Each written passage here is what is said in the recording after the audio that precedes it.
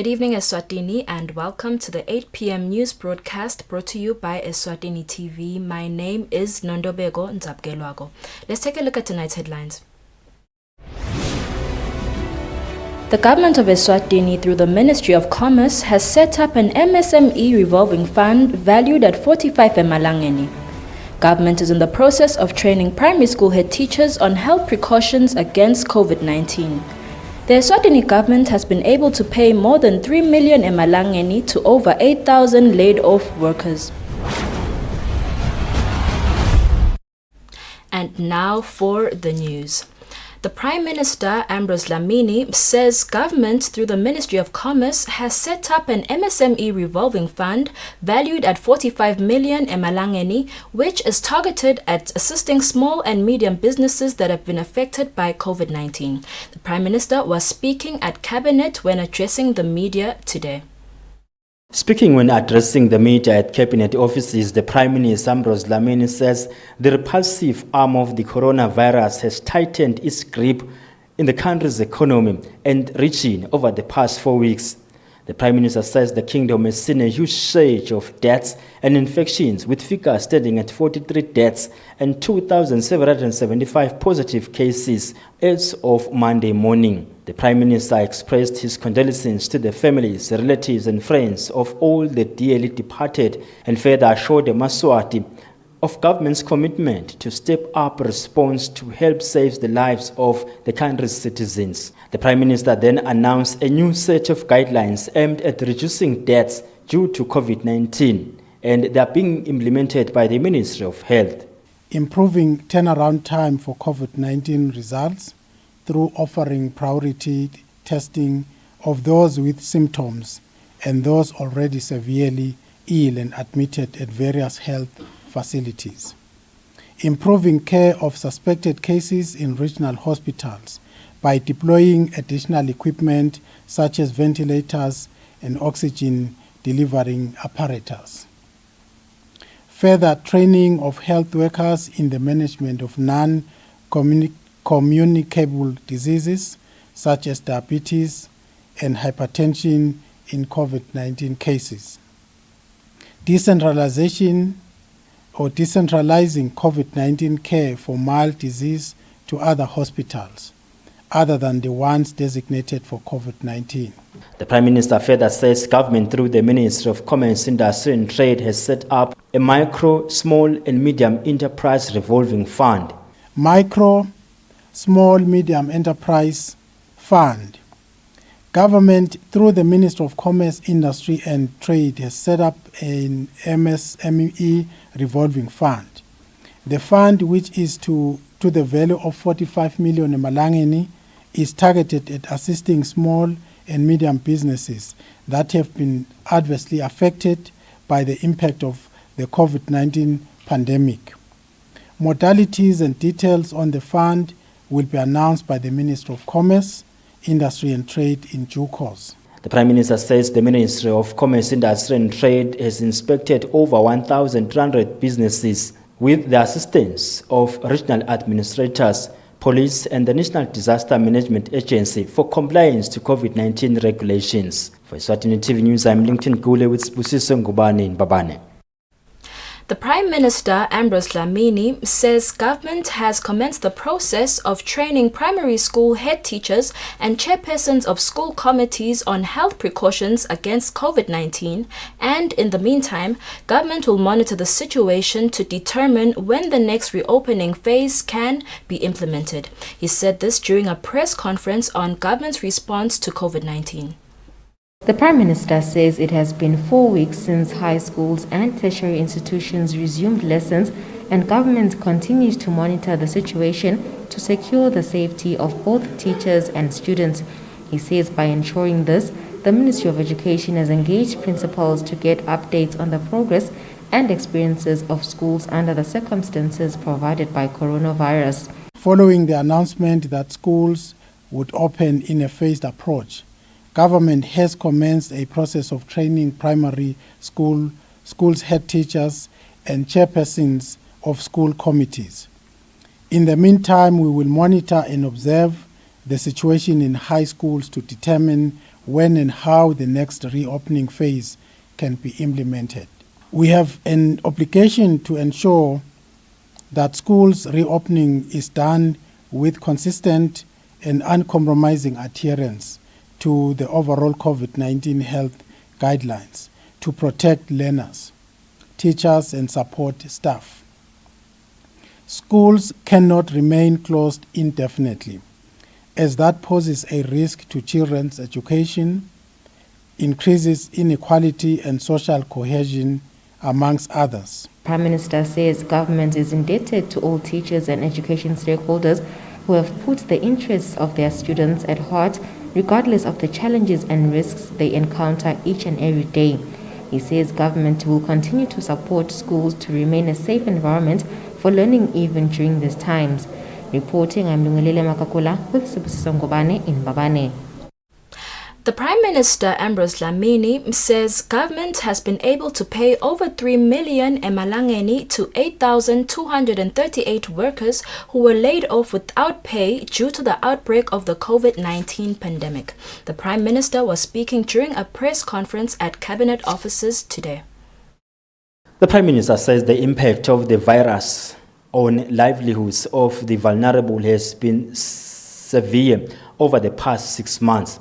It is for this reason that government has initiated a number of interventions to soften the blow and lessen the devastating effects of the pandemic on the livelihoods of Eswatini. Government began a food distribution and cash transfer exercise in May, which has now reached more than 347,400 beneficiaries from 67,700 households. This assistance will continue for the next 2 months as resources have already been secured. We remain grateful to the Cash Foundation for the generous donation extended to Eswatini in support of this government initiative. Government has also rehabilitated an additional 26 boreholes, dug 11 new boreholes, and revamped 5 reticulated schemes to provide clean water to more than 14,000 Eswatini across the country. The Prime Minister says the process of paying workers who were temporarily laid off without pay from the 25 million relief fund is proceeding successfully. Currently, compensatory relief claims have been paid to 8,238 employees who were laid off without pay. The amount paid out so far is 3,358,800 emalangeni. The Prime Minister says it is encouraging to note that with the gradual relaxation of the partial lockdown, the number of employers applying to temporarily lay off their employees is decreasing. For Eswatini TV News, I am LinkedIn Gule with Sibusiso Ngubane in Mbabane. The Minister of Commerce, Industry and Trade, Mancuba Khumalo, has announced that Kellogg's Eswatini is already hiring, having advertised a total of 27 professional posts. Kellogg's is one of the companies that showed interest in investing in the country last year. The minister says the project is expected to be commissioned by mid-December 2020. He was speaking during a press conference on investment updates earlier on today. Last year, the Minister of Commerce unveiled investments to the value of 1.3 billion emalangeni, which would bring an estimated 5,000 jobs at full scale. These investments came from large corporations such as Kellogg's, Johnson Workwear, Clockwork Giant Clothing, amongst others. The minister says the kingdom has made great progress in terms of maintaining her investments, and over the past year, the country has had interest from quite a number of large enterprises from across the globe who all want to set up shop in the country. He says some of these are already in operation and have brought with them a number of job opportunities for Eswatini. We are excited that they've started advertising jobs, not just jobs, but good quality jobs. They are hoping to start operating in December of 2020. They then have advertised for 27 jobs that will be professional posts, so that they can start their training program in preparation of the December go-live date. This project is estimated to bring 270 jobs in the first phase. We expect about 200 of those to be direct jobs, and the rest will be indirect jobs. The statement says the investment in the noodles production facility in Eswatini will afford the company better market opportunities and accelerate noodles market penetration into Africa continent, as the kingdom is a member of SACU, SADC and COMESA, to name a few. The minister says the Prime Minister will outline the economic recovery strategy post-COVID-19 this week. Reporting, I'm Lungelele Makakula with Mozamkonda in Babane. We will now take a look at the COVID-19 update from the Ministry of Health. 2 more people have died from COVID-19 in the kingdom in the last 24 hours. This brings the total number of COVID-19 related deaths in the country to 45. The deceased are a 78-year-old man from the Manzini region and a 67-year-old woman from the Shiselweni region. The ministry has also reported 63 COVID-19 confirmed cases, which brings the number of confirmed cases to 2,838. There are 1,477 active cases. 1,253 people have recovered from COVID-19, while there are 45 fatalities thus far. The Manzini region has recorded 1,288 cases. Oho has recorded 1,144 cases. Shiselweni has recorded 212 cases, while Lubombo has recorded 194 confirmed cases of COVID-19. We will continue with the news. A 52-year-old woman of Duze under Gilgal constituency was burnt to ashes when the house she was living in caught fire last night.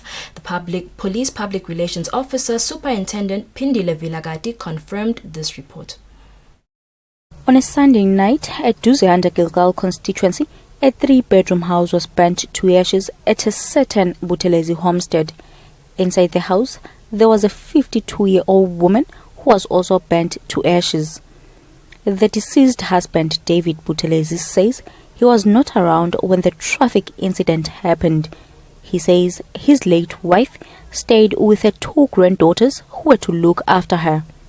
He continued to say he got a call from his neighbors informing to see him about a smoke of fire. That is when he asked his neighbor to call the fire and emergency services.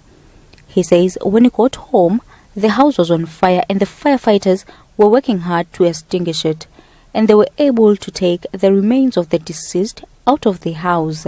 Indile Vilagati Police Communications Officer confirmed the incident. Herbert Shabango, Firefighters Communication Officer, says when they got to the scene, the whole house was on fire. He says they did their very best to extinguish the fire. Shabango continued to say they think the cause of the fire was a lit candle. He also confirmed that the deceased seemed to have been a sickly person. He says they did their very best to ensure that the fire does not spread to the nearby houses. Shabangu urges Eswatini not to take fire lightly and also to avoid starting fires willy-nilly. Reporting for Eswatini TV is Tembeli Makuja with Temba Shabangu, Duze. The Human Trafficking Department under the Prime Minister's office is currently reviewing 3 of its policies to enhance its efforts to combat the trafficking of persons in the kingdom. This was detailed by Nombumelelo Lkele, who is the head of the Human Trafficking Secretariat. Last Thursday, Eswatini joined the rest of the globe in celebrating the World Day Against Trafficking and Smuggling of Persons.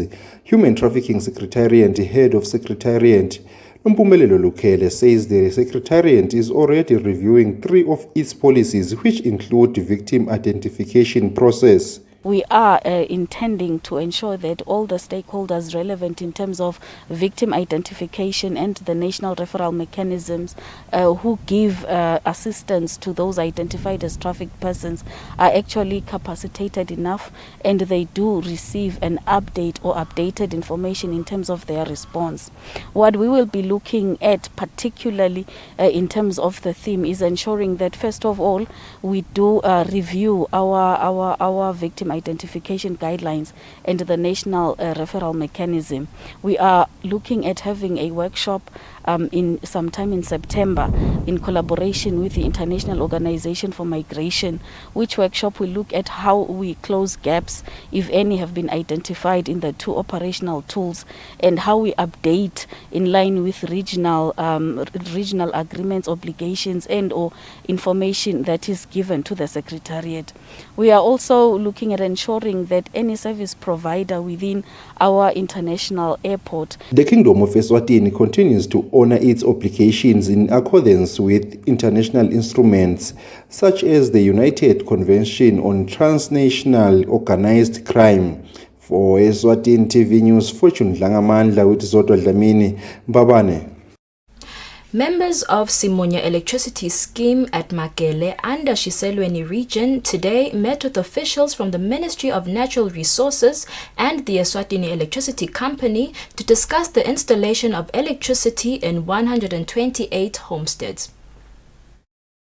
Mamba says in the application they have 128 registered households that will benefit from this project. Expressing immense excitement, Mamba says the people of Mvungeni greatly appreciate the Ministry of Natural Resources and the World Bank for funding the project. He says before the funding, each family was expected to pay 10% of the 15,000 Malangeni.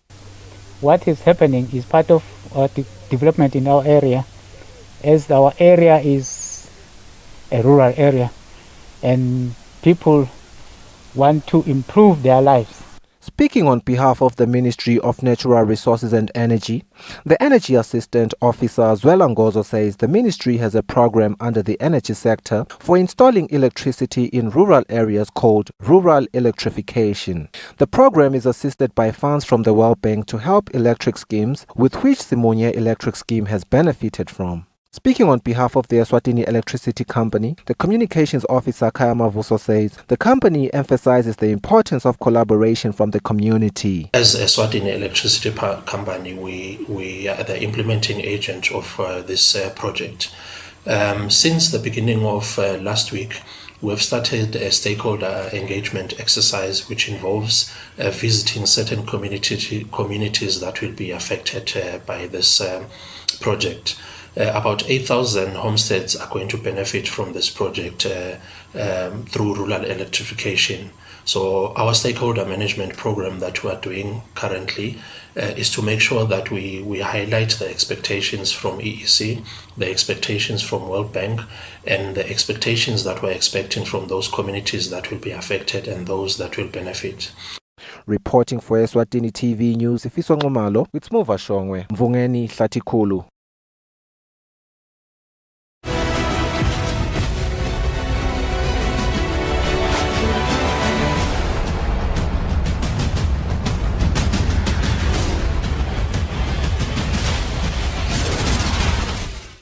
We will now take a look at our sports news.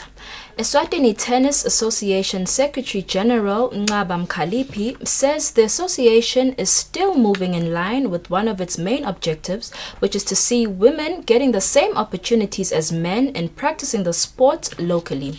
Mkhaliphi revealed this following the launch of the Aces Tennis Academy tournament that will be playing this coming weekend without the involvement of women. Aces Tennis Academy, in conjunction with Eswatini Tennis Association, launched the 2020 Aces Tennis Tournament with a package worth 30,000 Malangeni. The tournament will be taking place this coming weekend. What was noted was that the tournament will not have the involvement of women, something that is not in line with the objectives of the Tennis Association. The Secretary General of the association, Ngaba Mkhaliphi, explains to why there will be no women involvement in the tournament. Mkhaliphi says as an association, they did notice that the tournament will not have women involvement. He went on to explain that there is no doubt next month's tournament will have women involvement. He did, however, mention that the tournament was officially organized by the Aces Academy, where they do not have much of a say as an association. The International Tennis Federation continues to make it as a priority to all national tennis federations in the world that they do give the same attention to women in the sport, which contributes to the development of the sport. For Eswatini TV Sports, Fabrice Msonera, Mbabane. Tinyosi football head coach Sfiso Ndibane says as a club, they're hoping that whatever decision will be taken on the fate of this year's football season should not jeopardize their chances of getting promoted to the MTN Premier League next season. Ndibane was speaking in an interview with Eswatini TV Sports in Mbabane. Tinyosi Football Club was one of the National First Division team in 2019-2020 season before it was postponed due to the coronavirus pandemic that provided a good performance. According to club head coach Sfiso Ndibane, they are hoping that whatever decision is taken pertaining to either the season should be nullified or carried on, that decision should not jeopardize their chances of getting promoted next season to the Premier League. So nje sinqumo labathatha kona kusifiso sethu nemthandazo yethu ukuthi silicembu letinyosi kule season letako sigijima ka Premier League njengoba bese sisebenze kamadima kangaka. Ndibane highlighted that players are currently conducting personal training at their home states to ensure that they improve their fitness levels. Ngabo nababuya badlali bethu sibanike ama programs observing ama regulations la khona, individual trainings at their places. Active. Before the game was suspended, Tinyosi was number 2 in the MTN National First Division League log with 36 points behind log leaders Tabanguru Kellys, who were 40 points. The season was only left with 5 games before it was concluded. For Eswatini TV Sports, Fabrice Msonera, Mbabane. Before we wrap up our bulletin, we will take a quick recap of the headlines. The government of Eswatini, through the Ministry of Commerce, has set up an MSME revolving fund valued at 45 emalangeni. Government is in the process of training primary school head teachers on health precautions against COVID-19. The Eswatini government has been able to pay more than 3 million emalangeni to over 8,000 laid-off workers. Eswatini, that's all the news we had for you tonight. Up next is the weather forecast. Good night and God bless.